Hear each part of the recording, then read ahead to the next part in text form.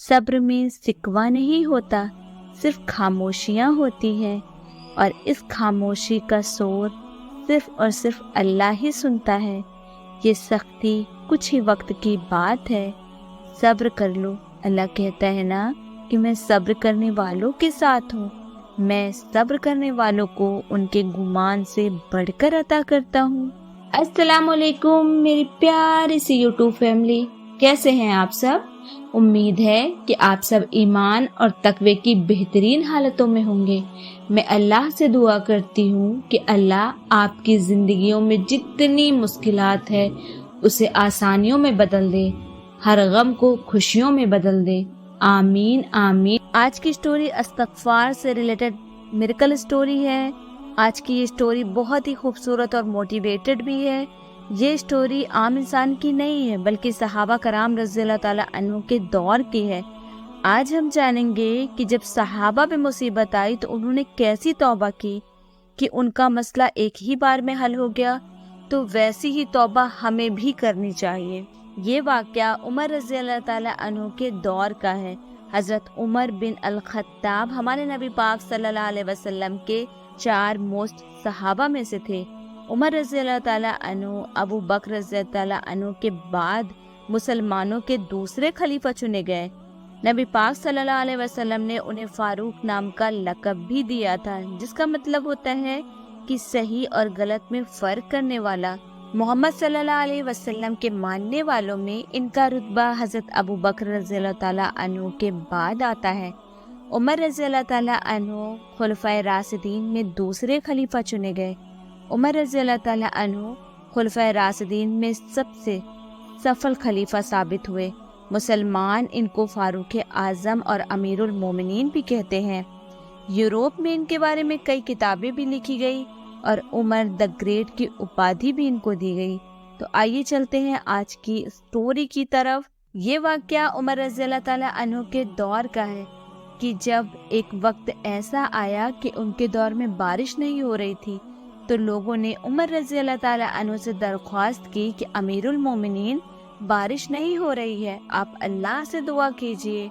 तो पता है उमर रज़ियल्लाहु ताला अन्हु ने क्या किया?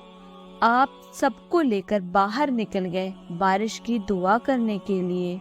जब मैदान में पहुंचे तो इस्तग़फ़ार की, तौबा की, गुनाहों की माफ़ी मांगी और वापस आ गए।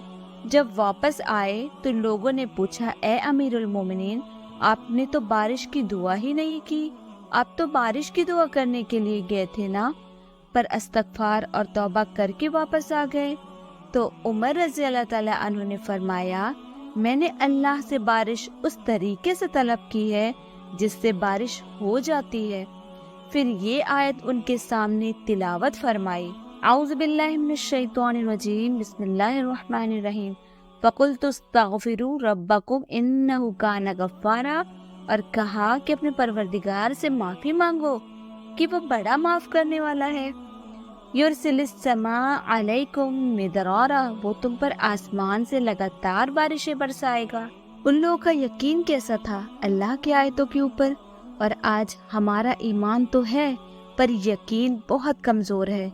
उनका यकीन भी था और ईमान भी। हम इस्तग़फ़ार करते हैं और फिर कहते हैं कि जी मैं तो इतने दिन से इस्तग़फ़ार कर रही हूँ।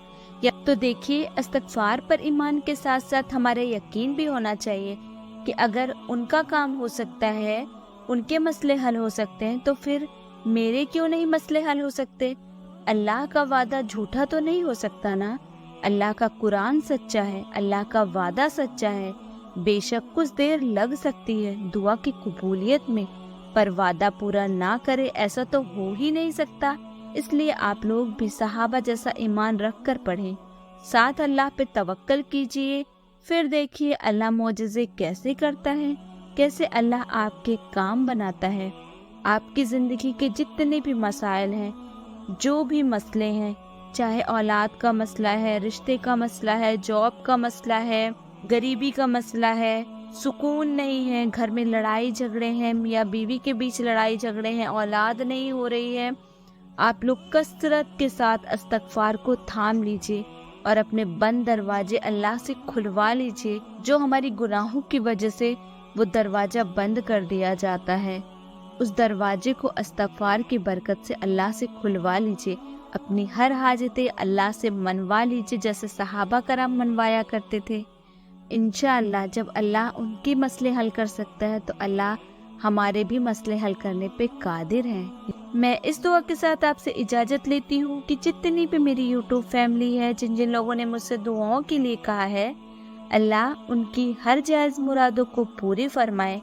جو غریب ہے اللہ ان کی غریبی دور کر دے، جو بے اولاد ہے اللہ انہیں نیک صالح اولاد سے نوازے۔ اللہ جو رزق کے لیے پریشان ہے ان کے لیے بہترین رزق کا انتظام کر، بہترین جاب کا انتظام کر۔ جو اس دنیا سے جا چکے ہیں انہیں جنت الفردوس میں اعلیٰ سے اعلیٰ مقام عطا فرما، اور ان کے گھر والوں کو صبر جمیل عطا فرما۔ اللہ ارحان کا جو بھی مسئلہ ہے اسے حل فرما دے۔ اللہ نوال کے برین میں جو پین ہے اس میں شفا عطا فرما۔